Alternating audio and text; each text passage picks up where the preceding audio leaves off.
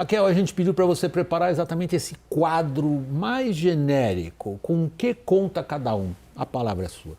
Fiz um panorama aqui, William, e tudo indica que esse jogo vai ser acirrado. Como dizem no futebol, né? Vai ser pegado. Você não gosta de metáforas futebolísticas em política, que eu sei, por isso eu evitei. Mas já que você deu essa chance... Eu me adaptei. Ah, é? Ué. Vamos lá. Lula montou uma coligação mais ampla com 10 partidos. Bolsonaro só tem 3, o PL, o PP e o Republicanos. Mas observando a quantidade de deputados que apoiam um ou outro candidato, a diferença não é tão grande. São 141 no time de Lula e 101 no time de Bolsonaro. Lembrando que também teremos eleição para deputado neste ano e esse placar muda.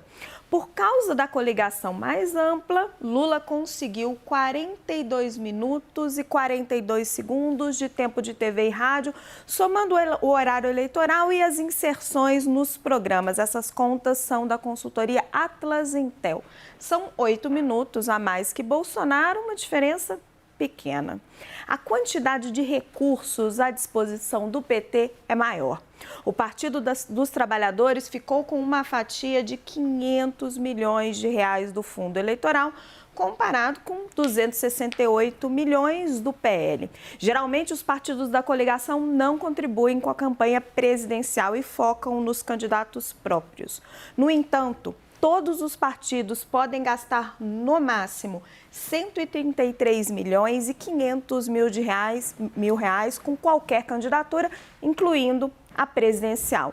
Lembrando que em 2018, Bolsonaro venceu as eleições com um gasto de apenas 2 milhões e 400 mil reais. Já Fernando Haddad, candidato do PT na época, investiu quase 36 milhões.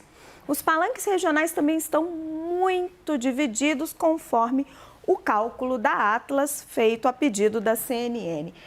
30,6% dos brasileiros vivem hoje em estados em que hoje venceria a direita. O destaque desse grupo é Romeu Zema, do Novo, que lidera em Minas Gerais, mas que não apoia formalmente o Bolsonaro. Já a esquerda, se a eleição fosse hoje, venceria em estados menores, que concentram apenas 17% da população. O principal é Pernambuco, com Marília Arraes, do Solidariedade. Mais de metade dos brasileiros, 52,34%, vivem em estados competitivos, onde a definição do jogo vai vir nos minutos finais.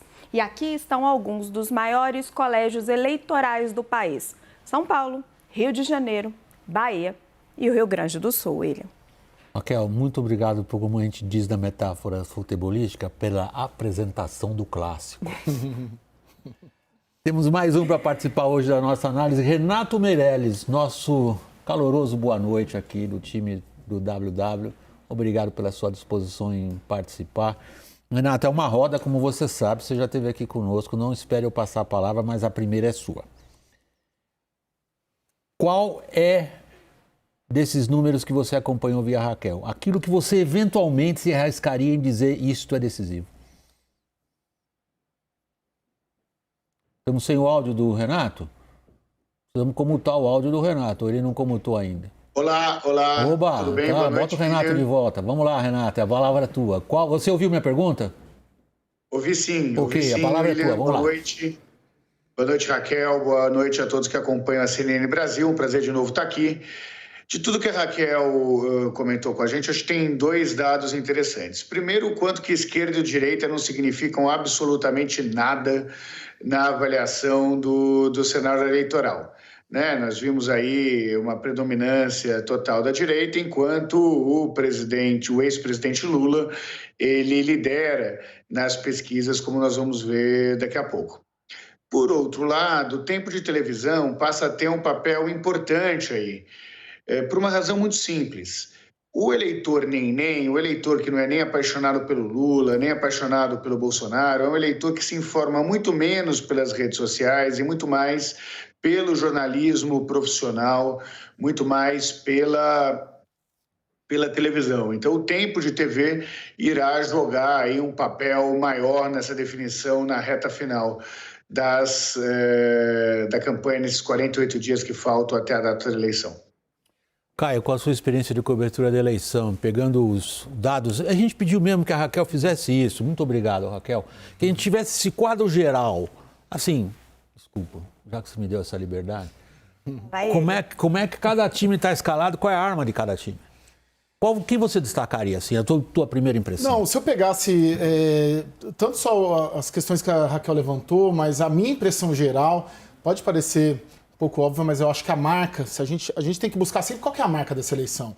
Vai ser muito mais fácil falar a marca da eleição em novembro, depois que ela acabar. Mas antes, que marca que a gente vislumbra como sendo a marca da eleição presidencial de 2022? Hoje, eu acho que é a imprevisibilidade. Há 2 semanas era a eleição da carestia. A semana passada, a gente falou bastante na sexta-feira aqui, ela começou a se avizinhar como uma eleição com um discurso religioso muito forte. Mas a imprevisibilidade, para mim, eu acho que ela está em aberto. Eu já considerei o Lula praticamente eleito, franco favorito. Hoje eu já não acho mais que ele é isso. E me chama muita atenção dentro dessa questão da imprevisibilidade, como que as campanhas mudaram a estratégia. Porque a estratégia há um mês... Eu vou entrar nisso. Ok. Eu só queria primeiro deixar claro para o nosso público com que armas cada um entra em campo, certo? Quer dizer, o que a Raquel destacou para nós foram recursos, isso é importantíssimo.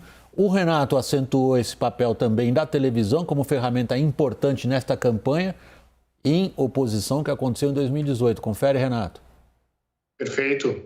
Ok. O que nós temos mais ainda? Nós temos a organização dos palanques regionais. Você, só posso passar para o Renato? Claro. Renato, qual é o peso que você dá aos palanques regionais nessa situação que você mesmo descreveu a um grande número de eleitores que vai prestar muita atenção na televisão?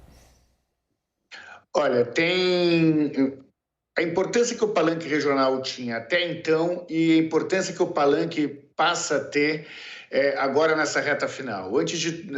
Até pouco tempo atrás, o que interessava era o apoio dos candidatos a presidente da República. Não se discutia praticamente eleições estaduais entre o eleitor médio, o eleitor comum, né? Então, existia uma relação muito forte entre que candidato a governador era apoiado por quem. Quando começa a eleição, as máquinas partidárias, que são efetivamente quem tem militância na rua, as máquinas dos candidatos a governador, as máquinas dos candidatos a deputados, começam a entrar em campo para fazer aquela visita pé no chão nas candidaturas. São essas máquinas que enchem os palanques, os comícios e as atividades políticas dos candidatos nacionais.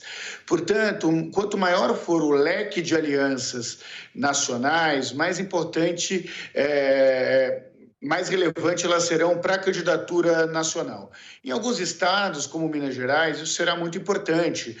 Talvez o maior exemplo disso seja a parceria aí do Lula com o Calil e até que ponto o governador Zema conseguirá ficar aí neutro nessa campanha presidencial.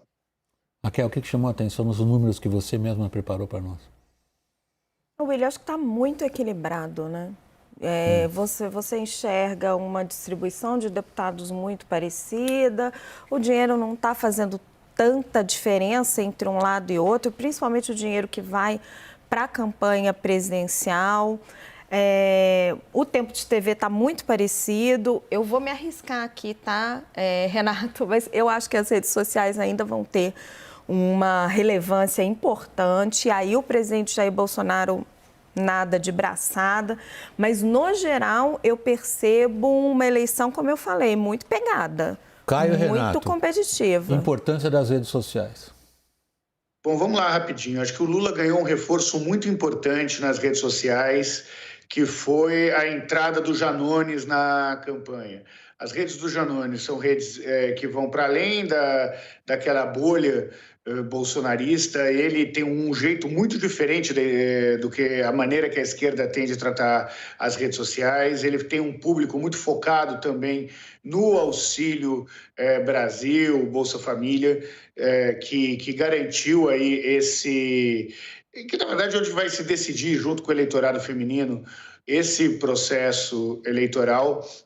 Eu acredito que as redes têm um papel muito grande para a consolidação de voto, mais do que para conquistar novos votos. As pessoas não mudam de opinião por conta da rede social, mas a militância ganha argumentos para defender a sua candidatura de preferência através das redes. Caio, a importância das redes sociais. Muito importante, as redes sociais explicam, ajudam a gente a entender porque o Jair Bolsonaro foi eleito em 2018, mas eu colocaria outras duas questões. A força da máquina administrativa, né? A força do Estado, porque a gente tem um presidente no cargo, sendo candidato à reeleição, e eu passei um pouco mais ou menos por aqui, a força dos religiosos, a força dos evangélicos também acho que são determinantes nessa eleição, o voto evangélico. Por isso que, assim, eu tenho colocado isso, a eleição equilibrada, imprevisível, porque tem vários fatores que você puxa de um lado, está mais favorável a um, você puxa de outro, está mais favorável a outro. Né? E eles mudando e se adaptando muito rapidamente. Vamos fazer. Posso rapidinho, Claro, Raquel, William? à vontade. Só queria chamar a atenção no caso das redes sociais. É um alerta, né? A gente não sabe o que pode surgir no meio aí das redes de WhatsApp, tanto de fake news quanto de informação mesmo concreta. E eu acho que o eleitor médio, o eleitor mais pobre, o Brasil, todo mundo tem WhatsApp, eu acho que tem uma força incrível o que circula nesse aplicativo. Vamos fazer uma coisa, Renato, Raquel e Caio. A gente deu para o nosso público uma ideia inicial de como é que esses dois grandes agrupamentos políticos estão armados para o embate final. Agora entramos na reta final.